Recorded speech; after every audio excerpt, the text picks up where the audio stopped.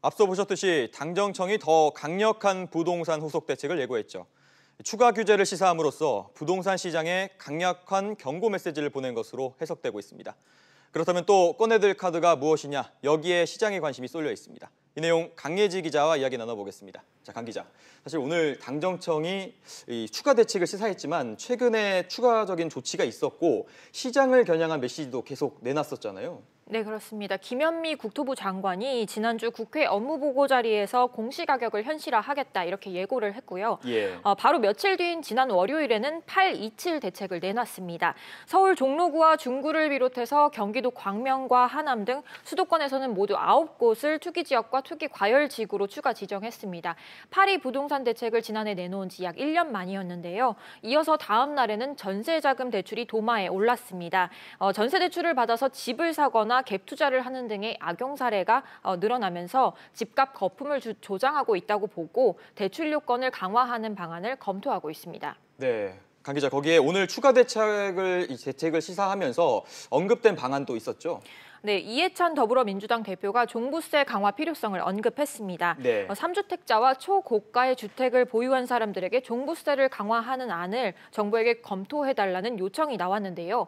말 그대로 다주택자와 고가주택 소유자에 대한 핀셋 규제를 더 강화하겠다는 조치로 풀이됩니다.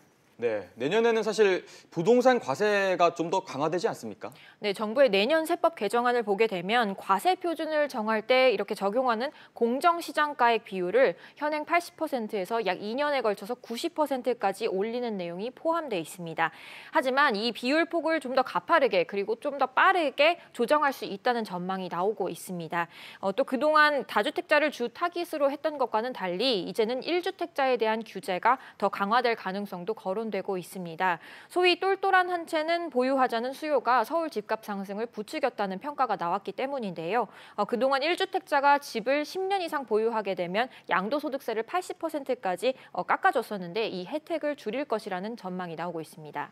네, 사실 정부가 쓸 수 있는 카드를 그대로 계속 쓰고 있는데 더 남은 카드가 있느냐 그리고 효과가 있느냐에 대해서는 찬반이 좀 엇갈리는 것 같아요. 네, 8.2 대책을 시작으로 지난 1년간 상당히 많은 규제가 나온 것이 사실인데요.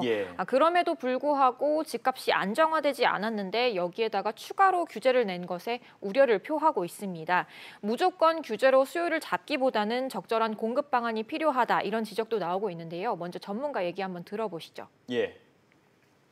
지난 8.27 대책에서 주택 공급 확대를 위해서 경기도 지역이나 서울 외곽 지역에 공급 대책을 발표했는데 사실 필요한 지역은 서울 시내와 강남, 필요한 지역에 주택 공급을 하는 그러한 방안을 모색하는 정책이 필요하다.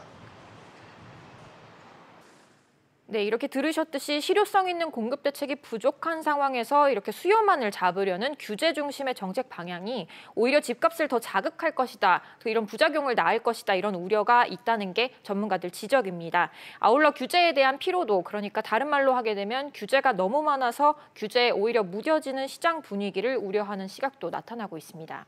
네, 정부의 규제에 더욱 관심이 쏠릴 수밖에 없겠군요. 강 기자 이야기 잘 들었습니다.